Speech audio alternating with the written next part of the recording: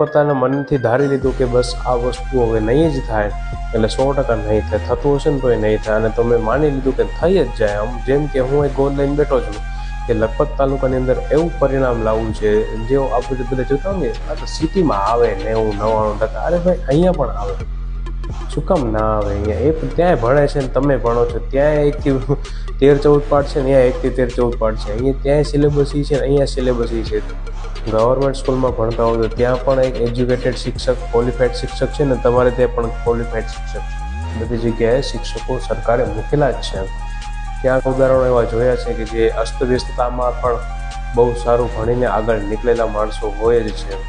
તો બહાના કાઢીને અને રોદડા રોઈને, વર્ડ બહુ સારો છે રોદડા રોવો, એમ થોડું ખોટું લાગી જાય એવું પણ છે. અહીંયા લાગે ને સાહેબે કહી દીધું રોદડા રોવે રામ, તો જરૂરી છે થોડુંક એ ત્યાં અહીંયા લાગવું જરૂરી છે, જેના આધારે તમે માણસ છટકે એમ અને એમ કે ના હવે તો હું કરીને બતાવું. બસ આ જ એક ડેડિકેશન જોઈએ.